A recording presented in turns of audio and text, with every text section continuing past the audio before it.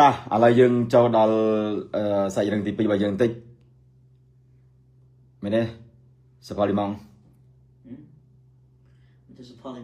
chạy chúng sắp đi mong chạy chúng mày chạy chúng mày kì ai chúng mày kì mày đi mong ADV gì ok ta là dương thì dễ bẹp pon cho mình là cô đã Luka Modric môn năng đập pram đểตี club Real Madrid បានប្រកាសជាផ្លូវការថា club នឹងបញ្ចប់កុងត្រាជាមួយនឹង Luka Modric ហើយពួកគេនឹងធ្វើពិធីលា Luka Modric នៅចុងថ្ងៃចុងសប្តាហ៍នេះពលបានថាថ្ងៃសៅរ៍នៅទឹកដី Santiago Bernabeu ហើយក៏ជាការប្រកួតចុងក្រោយក៏ជាការប្រកួតលាជូនដំណើរដល់ Luka Modric ដែលមានវ័យ39ឆ្នាំយើងនិយាយពីជីវប្រវត្តិរបស់ Luka Modric នេះមានអាយុ39ឆ្នាំគាត់កើតនៅឆ្នាំ1985គាត់មានកម្ពស់ 1m72 ហើយគាត់ចូលរួមជាមួយនឹង Real Madrid នៅឆ្នាំ2012ពលបានន័យថា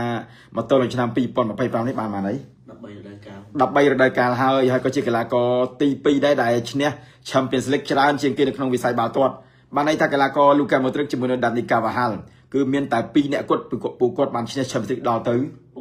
6ដងស្មើគ្នា Modric ហើយនឹង Dani Carvajal មានតែ2នាក់គាត់នៅប្រវត្តិសាស្ត្រ Champions League ដែលឈ្នះ UCL 6ដងហើយយើងក៏លេខទៅមើល Karim Benzema Cristiano Ronaldo Gareth Bale Toni Kroos គឺបានតែ5ដងតែប៉ុណ្ណោះក៏ប៉ុន្តែ Modric ហើយបាន Modric ដល់បានទៅ6ដង Modric គាត់នៅលេងដល់អូបានន័យថា Modric គាត់លេងដល់រដូវកាលចុងក្រោយនេះឆ្នាំមុននេះអញ្ចឹងបានន័យថាកំណត់ត្រារបស់គាត់គឺលើ Cristiano លើ Karim Benzema លើ Modric លើ Gareth Bale នឹងហើយគឺជាប្រវត្តិសាស្ត្រថ្មីពួកគាត់នៅតែ2នាក់ហ្នឹងនៅតែ2នាក់Dani Carvajal អញ្ចឹងចេញអស់ Yeah wow អញ្ចឹងបានន័យថា Legend ដែលមានវ័យ39ឆ្នាំរូបនេះគាត់ឈ្នះ UCL ជាមួយ Madrid 6ដងអូគាត់ចូលលេងឲ្យ Madrid បាន393ប្រកួតសុទ្ធបាន30គ្រាប់ក្នុងនាមជាខ្សែបម្រើហើយ Modric មិនទាន់មានក្លឹបណាទៀតទៅនៅឡើយទេព្រោះឥឡូវនេះបច្ចុប្បន្នគាត់អាចនិយាយបានថាវាជា Legend មួយហើយនៅ Real Madrid ហើយពួកគេនឹងធ្វើពិធីលាគ្នានៅថ្ងៃចុងសប្តាហ៍នេះពលគឺជាការប្រកួតចុងក្រោយដើម្បីជូនដំណើរកីឡាករសញ្ជាតិក្រូអាតហើយបងប្អូនយើងចង់សំណូមពរថាចង់ឲ្យ Modric ទៅណាចង់ឲ្យទៅចូលរួមនៅក្លឹបណាវិញមកអង់គ្លេសឬក៏ទៅចូលរួមជាមួយនៅ Saudi Pro League អាចនិយាយថាតើគាត់នឹងទៅណាក៏ប៉ុន្តែបើកលេចមកមើល Legend របស់ Madrid បច្ចុប្បន្នដូច Rafael Varane ក៏ចូលនិវត្តន៍ហើយ Toni Kroos ក៏ចូលនិវត្តន៍ហើយ Casillas ក៏ចូលនិវត្តន៍ហើយ Pepe ក៏ចូលនិវត្តន៍ហើយGareth Bale ក៏ចូលនិវត្តន៍ហើយយើងមើលនៅសល់ប្រហែលនេះដូចជា Karim Benzema នៅសល់ Cristiano ដែលពួកគាត់មិនទាន់ចូលនិវត្តន៍អញ្ចឹងចាំមើលអ៊ុតមើលថា Luka Modric គាត់បញ្ចប់អាជីពរបស់គាត់ត្រឹមហ្នឹងឬក៏គាត់ទៅលេងបន្តនៅក្លឹបណាផ្សេងទៀតនេះគឺជារឿងដ៏គួរឲ្យសោកស្ដាយហើយក៏វាជាព័ត៌មានសោកសៅដែរសម្រាប់អ្នកគាំទ្រ Real Madrid ព្រោះវាអាចថាយើងរំពឹងថាគាត់នឹងបានតមួយឆ្នាំទៀតជាមួយនឹង Madrid ក៏ប៉ុន្តែក្លឹបបានបញ្ជាក់យ៉ាងច្បាស់ហើយនៅលើ page ផ្លូវការកាលពី15នាទីមុននេះអរគុណសម្រាប់ Luka ក្នុងការចំណាយពេលរយៈពេល12ឆ្នាំហើយនេះ13ឆ្នាំនៅជាមួយនឹង Madrid Star របស់ពួកយើងហើយ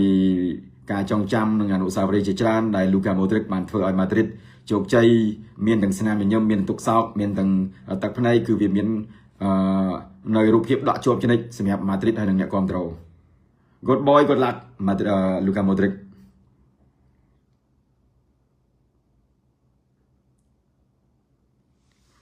ពូចង់ឲ្យទុក Rodrigo ឬក៏ទិញ Nico Williams អានេះពាក់ព័ន្ធនឹង Madrid មានព័ត៌មានអានេះអាចនិយាយថាវាមិនទាន់ច្បាស់ការឡើយទេសម្រាប់អនាគតរបស់ Rodrigo ពួកកំឡុងពេលការប្រកួត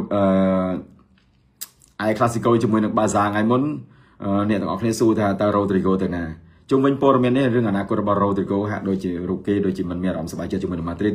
មែនតែនទៅចាប់តាំងពីវត្តមានរបស់ Jude Bellingham ហើយនិង Kylian Mbappe មកកាន់ទឹកដី Madrid ចឹងបានថាគេលែងជាតួអង្គសំខាន់គេលែងជា player maker ដោយការពីមិនទាន់មានវត្តមានរបស់អ្នកទាំងពីរមកដល់ក៏ប៉ុន្តែអនាគតពេលនេះនៅមិនទាន់អាចនិយាយបានថាតើ Rodrigo ចាចេញឬក៏គាត់ស្នាក់នៅបន្តទៀតសម្រាប់រដូវកាលក្រោយប៉ុន្តែមានផែនការមួយទៀតក្នុងកំឡុងទេឧទាហរណ៍ថាបើ Rodrigo ចាចេញមានព័ត៌មានមួយនោះគេសរសេរថា Real Madrid ចង់ជះលុយ85លាន€ដើម្បីទិញ Nico Williams ចូលដើម្បីជំនួសកន្លែង Rodrigo ប្រសិនបើក្នុងករណី Rodrigo ចាចេញអានេះគាត់ជាព័ត៌មានក្រៅផ្លូវការទេហើយយ៉ាងណាមិញចាំមើលការអាប់ដេតរបស់ប្រធានទីផ្សារប្រធានបច្ចេកទេសរបស់ Real Madrid តើគាត់ទិញ Nico Williams ដោយដែលពាក្យចចាមអារាមបានលើកឡើងឬក៏អត់ទេព្រោះ Madrid គាត់ទៅចាប់ផ្ដើមមកន័យថាចុងរដូវកាលនេះ Madrid ចាប់ផ្ដើមទិញកីឡាករចូលដូចជាប្រហែលដូចជា 5-6 នាក់ដងទាំងគ្រូវឹកសូម្បីតែខ្សែការពាររបស់ Bournemouth Hoyson Yes Hoyson ក៏បាន ផ្លូវការហើយជាមួយនឹង Madrid នៅថ្ងៃតេស្តសុខភាពធ្វើ medical ហើយនឹងបង្ហាញខ្លួនជាមួយអ្នកគ្រប់គ្រងចំណែកខ្សែការពារស្លាប់ស្នាមសេចក្ដីអង់គ្លេសក្លឹបបាល់ទាត់ហង្សក្រហម Liverpool Trent Alexander-Arnold ក៏ត្រូវបានព្រមព្រៀងដូចគ្នាសម្រាប់ការមកកាន់ទឹកដី Bernabeu អញ្ចឹងវាជារឿងនៃការដើម្បីពង្រឹងប្រព័ន្ធការពារជើងក្រោមសម្រាប់រដូវកាលក្រោយព្រោះ Madrid ត្រូវតែទិញកីឡាករចូលជាដាច់ខាតយើងកំណត់គឺជាបានន័យថា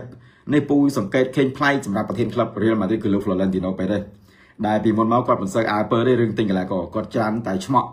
បានន័យថាគាត់មិនសូវចាយលុយទិញទេណា យកតា free គាត់ច្រើនតែឆ្មក់ទេដើម្បីទិញកីឡាករទី1ទិញកីឡាករដែល free agent ទី2ទិញកីឡាករណាដែលផុតសុពលភាពអញ្ចឹងបានន័យថា Real Madrid គឺឆ្លាតដល់កន្លែងហ្នឹងដល់ពេលអញ្ចឹងយកមកពី Paris សួរថា Madrid ចំណាយលុយទិញទេវាស្ទើរតែអត់ទេណាដែល Madrid យកបានអាប៉េ free ពី PIG ហ្នឹងហើយដែលគេហៅថាភាពវៃឆ្លាតរបស់ក្លឹប Real Madrid តែដោយសារស្ថានភាពកំពុងក្តៅតន់ហន់អញ្ចឹងប្រធានក្លឹបលោកអ៊ំប៉េរ៉េសគាត់បានត្រូវតែចាយលុយដើម្បីបើកកញ្ចប់លុយខ្លះទិញកីឡាករចូលហើយមួយទៀតសម្រាប់ការនាំចូលក្រុមវឹកថ្មីគឺ Xabi Alonso មិនទាន់មកដឹកនាំផងអតីតមិត្តចាស់របស់ Alonso គឺ Dani Carvajal តសារថា Alonso គាត់មកគឺប្រកាសជាជោគជ័យលើក្រុមវឹកមុនទៀតដោយសារទី1 Alonso គាត់ស្គាល់កីឡាករច្បាស់ទី2គាត់ស្គាល់ក្លឹប Real Madrid ច្បាស់អញ្ចឹងការដឹកនាំហើយនឹងបទពិសោធន៍កន្លងមកដែល Xabi Alonso ធ្លាប់លេងជាកីឡាករនៅ Real Madrid គាត់នឹងជួយឲ្យ Madrid ជោគជ័យខ្លាំងជាងក្រុមវឹកមុនទៅទៀតអានេះគឺជាសម្ដីរបស់ខ្សែការពារស្លាប់របស់ Madrid គឺ Dani Carvajal គាត់ត្រូវជាមិត្តភក្តិរបស់ Alonso ក៏ប៉ុន្តែគាត់ថាមួយលេងជាកីឡាករហើយមួយទៀតហ្នឹងឥឡូវជាក្រុមវឹកហើយ Alonso ក៏ដឹកនាំជោគជ័យនៅ Bayer Leverkusen ជួយឲ្យ Bayer Leverkusen លើកពានទៀតណាកាលពីរដូវកាលមុននៅក្របខ័ណ្ឌ Bundesliga តែចប់រដូវកាលនេះ Alonso ដឹកនាំ Real Madrid វិញម្ដងហើយជុំវិញអនាគតរបស់ Carlo Ancelotti ប្រហែលជាអាចទៅដឹកនាំក្រុមជម្រើសជាតិ Samba Brazil អានេះអ្វីដែលបានជាផែនការរបស់គាត់បន្តអូខេថ្ងៃហ្នឹងយើងមានរឿងរ៉ាវតែប៉ុណ្្នឹងទេដូចជាអស់ហើយណាអាម៉ោង ADV ណា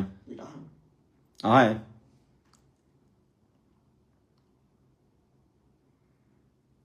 អង្ការបានប៉ះផ្ការីគ្រប់រដូវអានេះវាជាក្តីសម័យដែរសម្រាប់អ្នកគ្រប់គ្រងហើយក៏អារម្មណ៍ពូក៏ចង់ជួបដូចគ្នាសម្រាប់ផ្ការីគ្រប់រដូវ